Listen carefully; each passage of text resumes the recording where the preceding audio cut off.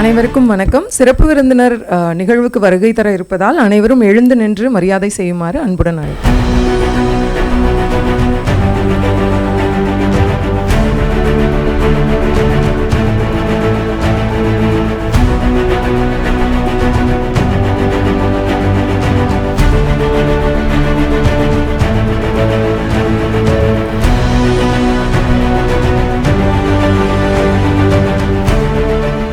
நிகழ்வு துவங்கும் விதமாக முதலாவதாக தமிழ் தாய் வாழ்த்து. நீராறும் கடலொடுத்த நிலமடந்தை கெழிலொழுகும் சீராறும் வதனமென திகழ் பரத கண்டமிதி தெக்கணமும் அதிர் சிறந்த திராவிடனல் திருநாடும்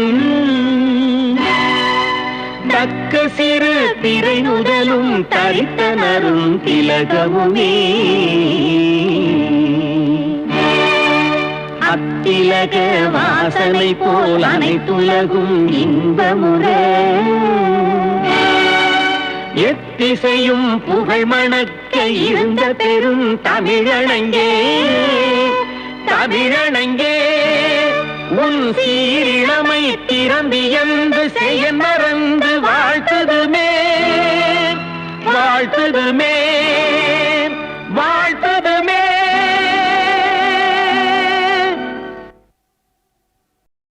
கல் தோன்றி மண் தோன்றா காலத்தே முன் தோன்றிய மூத்த குடி என்று தமிழை சொல்வார்கள். அதேபோல் இந்தியாவின் செய்தித்தாள் துறையில் முன் தோன்றிய மூத்த குடி த ஹிந்து. நூற்றாண்டு கடந்தும் வரலாற்றை வழிநடத்தும் காலக்கோடு அகில இந்திய குடிமை பணி தேர்வுகளுக்கு இதுவே முதல் அரிச்சுவடி. திரைப்படங்களில் ஒருவரை அறிவார்ந்த மனிதனாக காட்ட வேண்டும் என்றால் அவரது கையில் ஹிந்து பத்திரிகை வைத்து படித்துக் கொண்டிருப்பார். அப்படிப்பட்ட ஒரு இன்டலெக்சுவல் ஸ்டேட்டஸ் சிம்பலாக த ஹிந்து மாறியதே வரலாறு. எங்களுக்கு வரலாறை நீங்கள் சொல்லிக் கொடுத்தீர்கள், உங்களது வரலாறை நாங்களும் அறிவோம். ஹிந்துவில் விளம்பரம் வருமே தவிர ஹிந்துவுக்கு விளம்பரமே தேவையில்லை. அப்படிப்பட்ட எங்களுடைய த ஹிந்து பேப்பர் தான் எல்லா பாடத்திட்டத்திற்கும் லேட்டஸ்ட் அப்டேட். கடைசியில் நாங்கள் அப்டேட்டுக்கு செல்லும் இடம் த ஹிந்து மட்டுமே.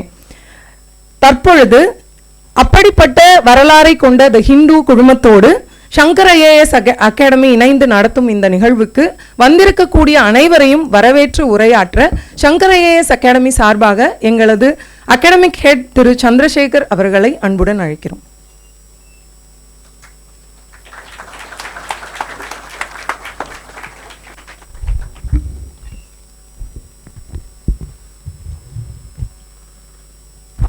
A very good morning to one and all present here. It is a true privilege and joy to welcome you to this special ceremony of presenting the Hindu Yearbook 2026 to our top performers, an event that celebrates effort, excellence and the dreams that shapes our collective future. At the outset, it is my honor to extend a warm welcome and heartfelt welcome to our distinguished chief guest, respected Sir Ram Sir, the Director Hindu Group, Mr. Babu Vijay Sir, Vice President English Hindu, and Srinivasan, Head Magazine and Special Publication, and Mr. Subramaniam, Senior DGM, and other staffs from, particularly Bhaskar Sir and other staffs from Hindu. Your presence with us today transformed this event into a memorable milestone for our Shankar IAS Academy and for every aspirant seated here. For decades, the Hindu walked alongside civil service aspirants across country, setting a benchmark in serious, credible journalism and becoming newspaper of first choice for examination preparation. Its thoughtful editorials, balanced perspectives, and consistent focus on national, international affairs have helped generations of students shape an informed and responsible outlook. I am equally delighted to welcome our Managing Director Vaishnavi ma'am, whose vision, unwavering support, and belief in our students have been central to building this culture of merit and consistency.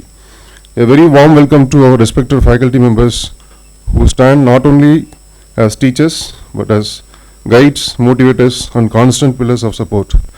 The success of our aspirants is a reflection of your dedication and personal investment in their journeys. I also extend my sincere and affectionate welcome to our entire Shankar IAS Academy family. Your steady, often unseen contribution ensure that every classroom, every test, every event like this runs seamlessly and with heart. Above all, my special welcome goes to dear aspirants. You are the pride of this institution. Your perseverance, sacrifices, and quiet determination turn this stage into celebration of what disciplined young minds can achieve. As we present the Hindu Yearbook 2026 to you, we hope it becomes a trusted companion in your preparation, helping you not only to recall events but to understand the world you aspire to serve. May it remind you that this academy, your mentors, and this entire academic family stand firmly behind your dream of becoming civil servants. Once again, with immense warmth and gratitude, I welcome each one of you to this truly special occasion on behalf of Shankar IAS Academy. Thank you.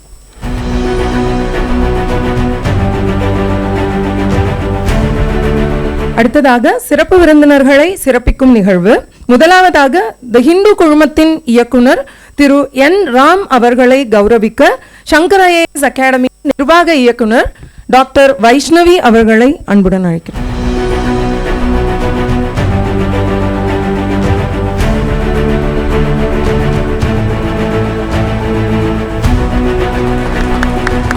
தற்போது ஹிந்து குழுமத்தின் என் ராம் அவர்கள் மிகச்சிறந்த ஓவியரான மணியம் செல்வம் அவர்களின் முழு தொகுப்பையும் Shankar IAS அகாடமிக்கு நினைவு பரிசாக வழங்கி சிறப்பிப்பார்.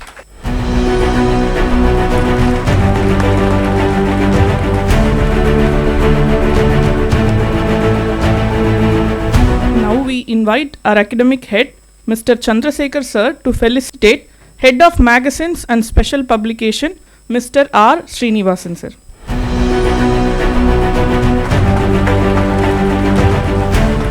Now we call upon our academic head, Mr. Bhaskar Sir, to felicitate Assistant Vice President Circulation, Mr. Babu Vijay Sir.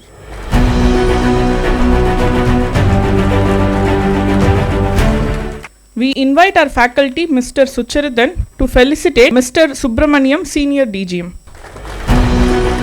We invite our faculty, Ms. Nitya, to felicitate Tamil Nadu Head of Magazines and Special Publication, Mr. Bakiraj.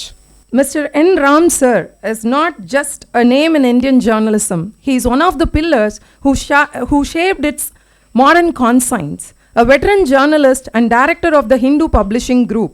He comes from the illustrious Kasturi family of Chennai, which has guided the Hindu group for generations. Under his leadership, he got so many awards in journalism, including Padma Bhushan in 1990 and Asian Award for Journalism Excellence and Goenka Award for Excellence in Journalism, and he is the conscience of UPSC aspirants as well. As a conscience of UPSC aspirants mindset, they are the opinion creators of the nation. They are not just newspaper. They created the history, they witnessed history, and also they shaped our public opinion. So the way they are neutral, that is why we call it as the center page, because they are always neutral in that center page. And every newspaper in India tries to copy their pattern, and the original copyright belongs to them. We invite Mr. N. Ram Sir to interact with our students. Thank you, sir. The Hindu and civil service aspirants, I'm very happy to see all of you here, and I must thank Dr. Vaishnavi Shankar for inviting me to say a few words here and participate in this event.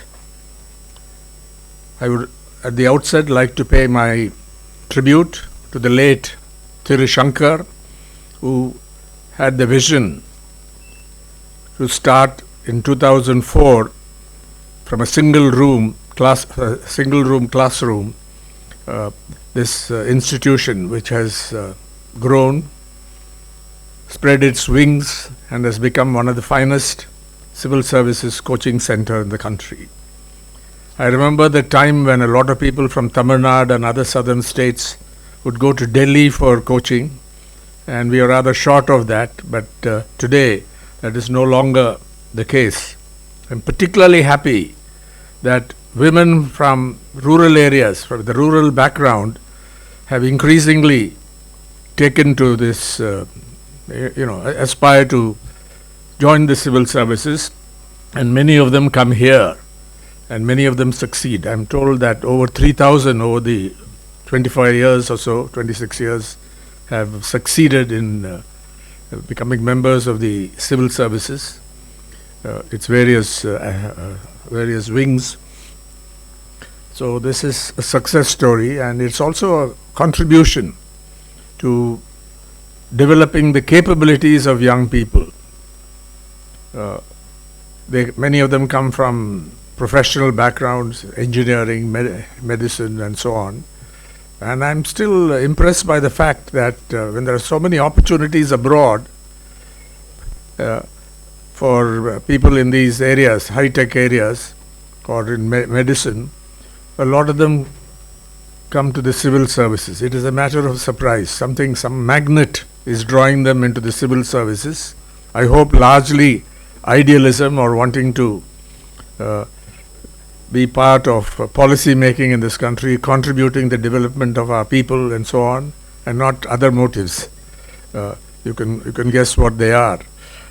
So I'm very happy to be here, and I'd like to make some remarks on the connection between what we do, not just in the Hindu, but the news media, or the credible news media, because there are different kinds of news media, and those who prepare at the coaching centers for entering the civil services.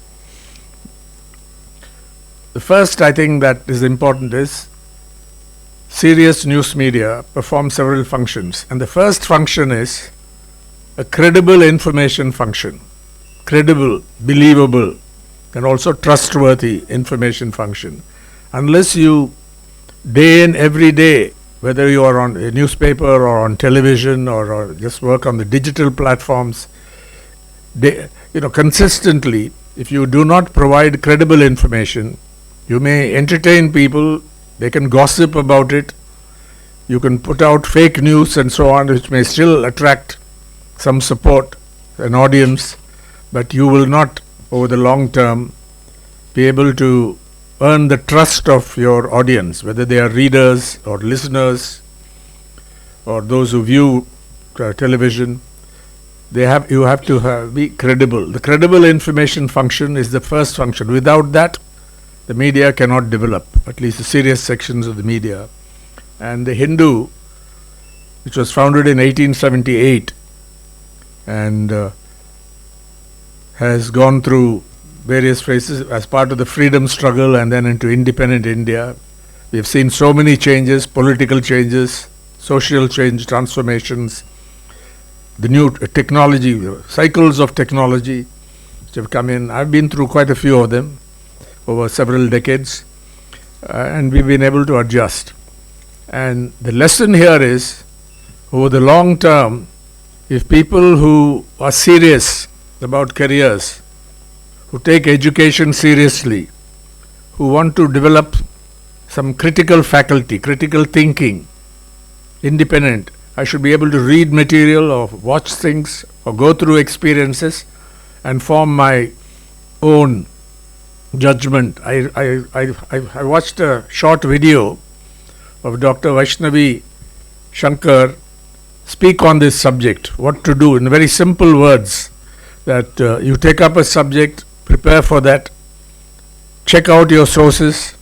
If you don't know, consult your faculty or colleagues or those who have succeeded in entering the civil services, your seniors or your potential seniors, and prepare well, read widely, but also have a plan on what subjects you want, what area is likely to come. Of course, some of it is guesswork, so you got to read very widely and work diligently to acquire this. But the point is, you got to develop this critical faculty, the faculty of critical and independent thinking.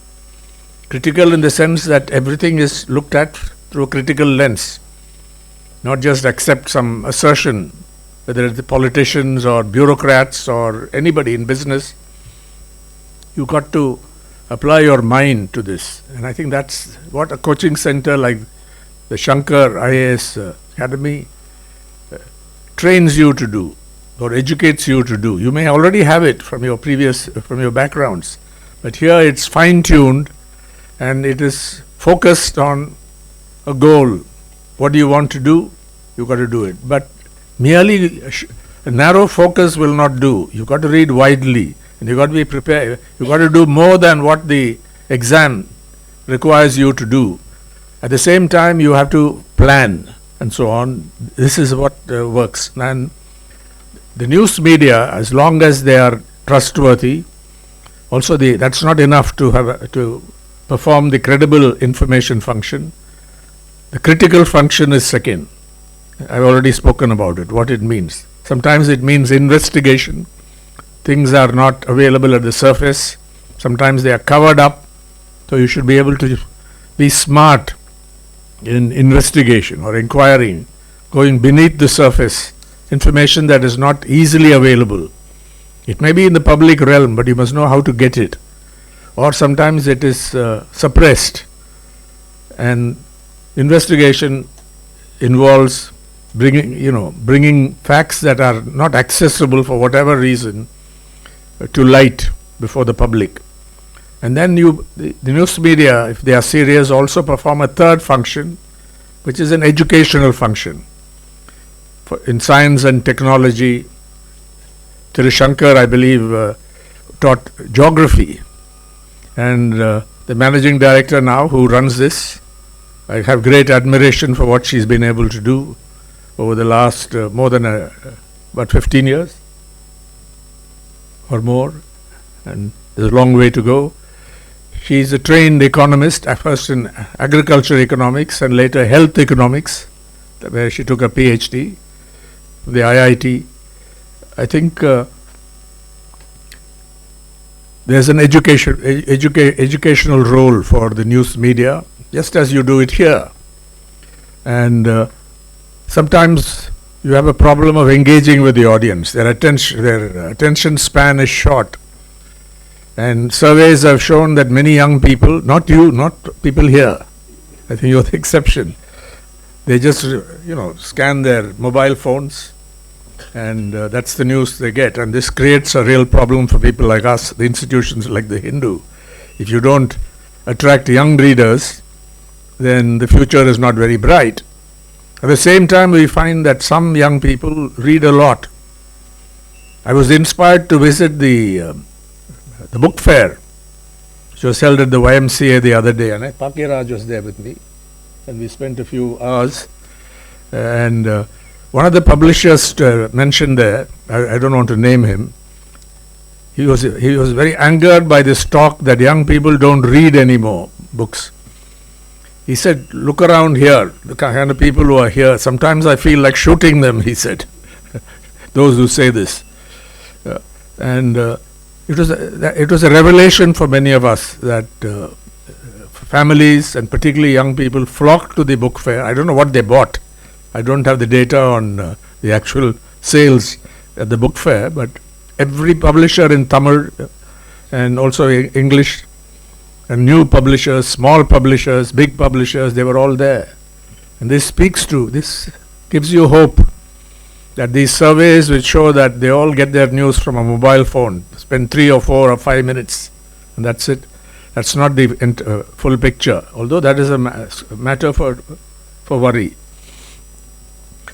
So the Hindu, I don't want to do too much campaigning for the Hindu, although my colleagues would like that. But I speak for the serious section of the media, of which we are, I think, a proud part. But we also want to thank this institution for supporting us, because they see some value in this. Year after year, whether it's the daily newspaper, whether it's in print or on digital platforms, doesn't really matter, as long as you engage with it and pick, and the opinion pieces as well. These days the breaking news is available everywhere. A newspaper can't just give breaking news, although that's important. We also do that, but others do it. Some of them may do it even better. But it's the critical part, the thinking part, the center pages, but also other pages, the features, are often available online, because in print, unless you get enough advertising, you can't print many pages. It's a real constraint. But online, that's not a constraint at all. You can have any number of pages as long as there is reader engagement. So on. So this year, I think this yearbook 2026 has been restarted. It was there earlier. 2003, 3 and 4, and it was discontinued.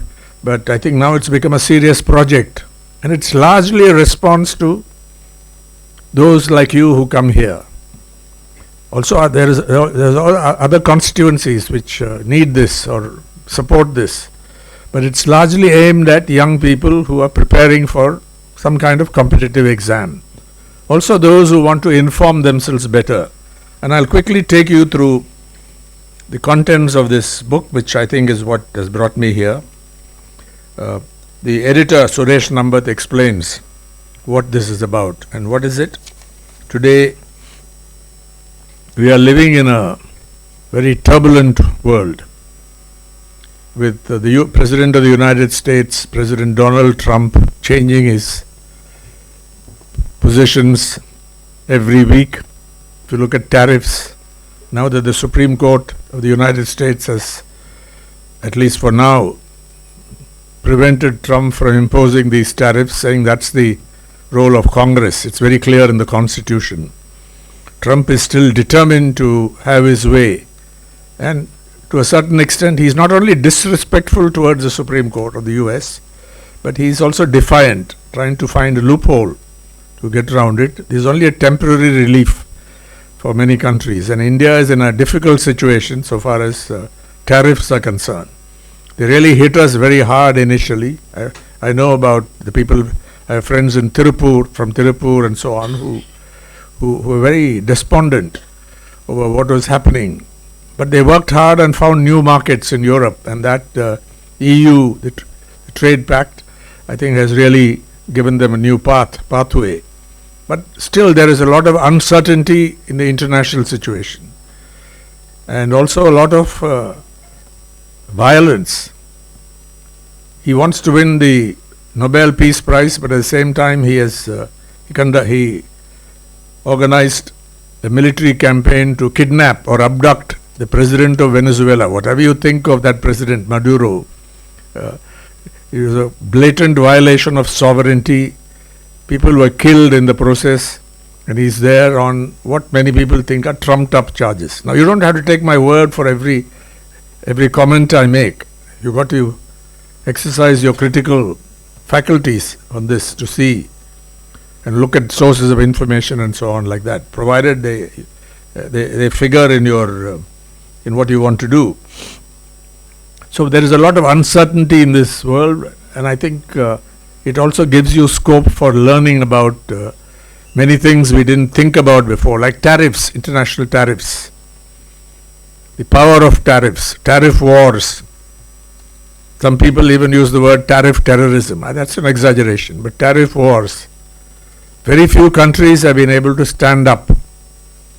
One country that stands up is China. If you have nuclear weapons, and if you are developing new technology in a big way, AI and all that, and also other areas, if you build your own chip making plants, if you can get people to be innovative, then I think you can stand up, although they are also affected. Or if you are like Russia, because you have nuclear weapons on a par with the United States, whether you like what Putin does or not. Of course, the invasion of Ukraine was indefensible, but he also had other arguments. They are able to stand up, but a country like India has come under tremendous pressure, and this, I think, gives you scope for learning about in some depth and detail issues like tariffs, which we hardly thought of before Trump came on the scene. Maybe an economist did, but most people did hardly thought about tariffs as a big thing because they were fairly stable. Then you have developments in India. The special intensive review carried out by the Election Commission, an area of controversy. It was necessary, but the general view in the media, at least the critical and independent media, is that editorials, that they rushed it too much, particularly in Bihar, where there was a huge amount of confusion. But when they moved to other states like Tamil Nadu, I think there's been less controversy. It is necessary to do a special intensive review, but you have to do it in an independent and fair-minded way. Has that been done? I think in Tamil Nadu largely, because the political parties, particularly the ruling party, took it very seriously. Initially there was a lot of confusion in those forms. They asked about details about 2005, and then later they said, no, you don't have to give it. What was your father or mother's election card identity? What was the number and so on, which nobody had, very few had. And but then it became necessary. So that could be an issue on which, with a certain plan, you learn about the basic facts. Not carried away by this or that opinion, but prepare for it. I don't know. I have no idea if this subject will turn up in your entrance exam, but it's a possibility, I guess, because it's very prominent. It's been in West Bengal. It's led to quite a bit of controversy. Less in Tamil Nadu, some controversy in Kerala, but Bihar, of course, was it was pretty bad. And then you have the issue of direct cash transfers. Maharashtra did it, Bihar did it. The Election Commission of India in Bihar said that it's an ongoing scheme, so when the Model Code of Conduct came into force, it was allowed. But earlier, when Chief Minister Jayalalitha wanted to do something before elections, it barred it under the Model Code. It's not been consistent at that time. Yeah. And then the Supreme Court has come up with some observations, not part of a judgment, on what they think, which I think is a very conservative view of, in my opinion, of the role of direct cash transfers to women in particular. I think we are talking about the Indian situation. Of course, a lot of this comes before elections, but on merit, does it make a difference or not to their lives, to the power in the household? When they call the, woman who's the head of the household, that's how they describe it, gets 1,000 rupees a month, and then before the election an advance of 3,000 and 2,000 plus 2,000 for a summer allowance. Obviously it's aimed at elections, but it's perfectly legitimate. But the question is not what the Election Commission does, all those are details. Can you defend it? Is it legitimate or not? You've got to make up your own mind. In my view, it makes a difference. It makes some difference to the position of the woman in the household, that she has an account and the money comes directly into account, and to a very large extent she makes the choice. This is the information we have, but there may be maybe somebody who drinks a lot takes away the money. It's possible in some cases, but that's another area, I think, not just in Tamil Nadu, but direct cash transfers to women. It's now a pattern, and I think virtually every state, every ruling party before elections is likely to resort to direct cash transfers. And there are many other welfare schemes that we need to study. And then there's the issue of delimitation. This is a very interesting issue, and it requires a lot of reading, going back, some research. You've got to look at the constitutional provisions providing for delimitation, population based. But then another argument has come in from all the southern states, Tamil Nadu, Karnataka, Andhra Pradesh, Telangana, and so on. Are you going to penalize us for success? Because these southern states and also some states because these states have progressed or developed to a level far beyond the Hindi-speaking states. Tamil Nadu is often ranked as number one in this country overall. By the India Today State of the States Index annual for the last 2 or 3 years. Not in every aspect, but overall. It's certainly one of the top 2-3 states in the country. Maharashtra could be another, Gujarat. But Gujarat doesn't have the same social indicators, human development indicators, by which we mean life expectancy at birth, low infant mortality, low maternal mortality, high literacy, almost universal literacy, female literacy, and so on. These also have to be looked at. So the question is, on the one hand, the constitutional provision, which requires delimitation, which means that as your the fertility, the population growth rate has now reached a level, it's below the replacement level for Kerala and Tamil Nadu. So you're not going to grow the population, which is a major concern for developed countries. We have already reached that stage, as has Kerala, which of course is number one when it comes to social indicators. But these two arguments will come into conflict. Earlier, during the Vajpayee Prime Ministership, this became a big issue. Of course, he was in a coalition government and it was put off. So, in any case, without going into the details, this is clearly an area on which you have to read widely, you have to read very specifically with a plan. Going back to what Dr. Vaishnavi Shankar said in that video which I referred to, that you prepare a plan, go to proper sources, and I think she also mentioned the Economic and Political Weekly in that, which is a very serious magazine. So I would recommend another one called Equator. It's available online. It's just come up. I think it was started last year. Comes out of London. It's digital. The print edition is not available here, I think. It does long form essays. Or you can read The Caravan,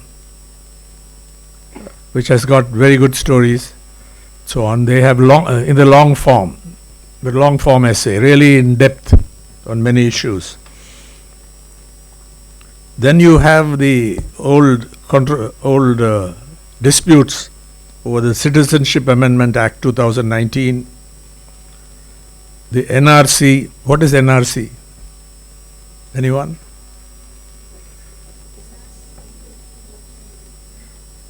What is it? And what is NPR? Oh, good. So the census is going to be taken up. This is going to be, I think, a hot issue, because already the opposition, there was a lot of protest at that time when the CAA was, at least initially. Then the pandemic came, the COVID-19 pandemic, and then it stopped that. Now they've revived this, and the Union Home Minister has made it clear that they're going to implement it. Particularly the NRC, which is linked with this. But on this issue, we've got to go back. The foundation for this was laid during the earlier BJP government, during the Vajpayee years. And the Assam issue probably has to be studied. I'm just giving you examples. I'm not predicting what topics you should take up and so on. But these are some of the issues which require serious coaching, preparation, wide reading, and application of your critical mind. I just wanted to give these examples. Now back to the Hindu yearbook. It is broadly, there are 2 essays, one on the informalization of the economy by Professor Barbara Harris White. I know her very well. She's been in Oxford, and she's a very good scholar who's worked on India. And the second special essay is on the Indus Valley Treaty, its past, its present, and a potentially transformative future, by Daniel Haynes. And then you have a calendar for the last year, profiles of interesting people is what happened, obituaries. I think the earlier edition had, I think you replaced what was sent earlier with the updated edition, I think, which ends with the last person mentioned there. The end of the year was former Prime Minister Khalida Zia. Her son has become the Prime Minister now. But it's quite a varied lot. It's those who are in the public eye or we think are significant, those who died. And then in retrospect, how the various sectors did: agriculture, artificial intelligence, cinema, economy, governance and polity, health, international affairs, law, labor, sport. Who watched the cricket yesterday? Not many. Did you watch the cricket match yesterday between New Zealand and Sri Lanka? Oh, sports questions don't come up?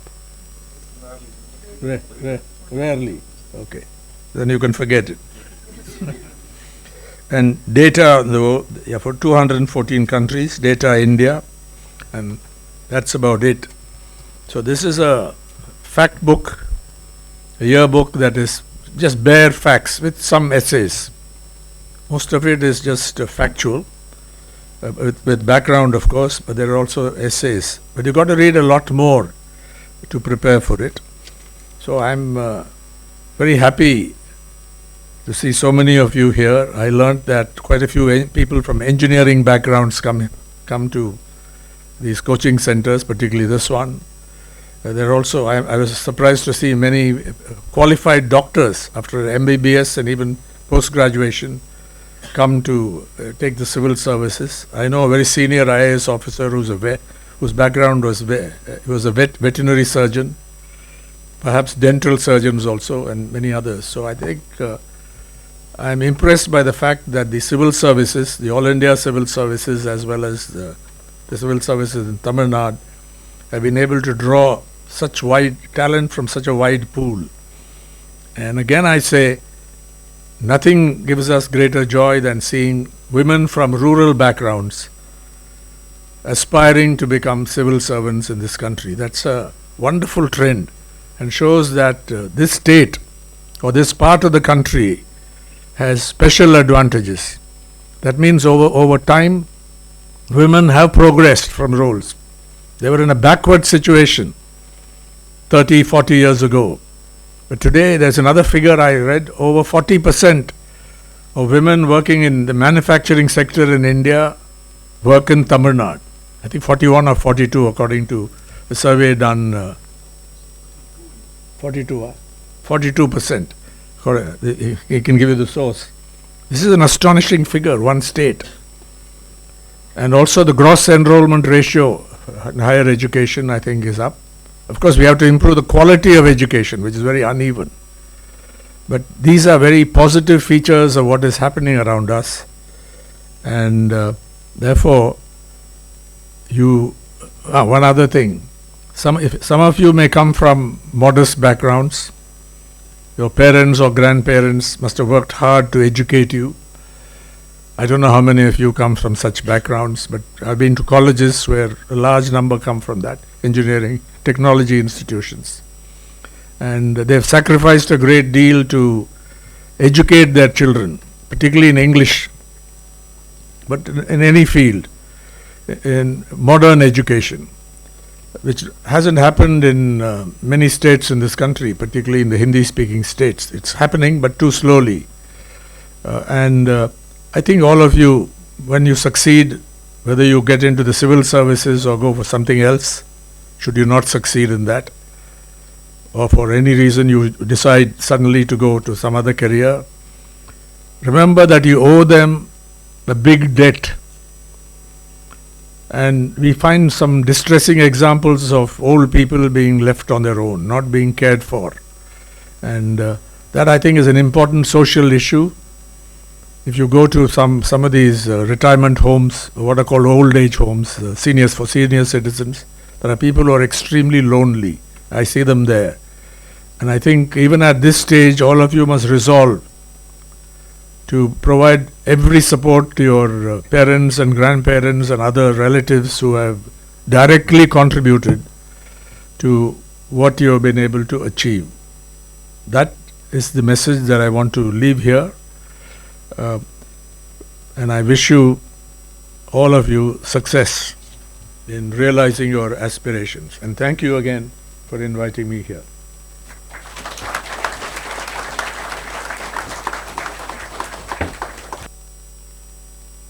Have you all taken notes? Yes. Sir, we have cancelled all our sessions to attend this session, but they are attending the class from your speech. They have taken notes, I guess, social, political, economical and what not, right? He covered the entire social system, and truth will always disturb people who don't like it, but truth always triumphs. Thank you so much for your valuable lessons through your words, sir. And as you said, we value the values of the Hindu. That's why we even have separate decoding sessions for newspapers. Just to read Hindu, we have separate newspaper reading sessions just to teach our aspirants how to read the Hindu.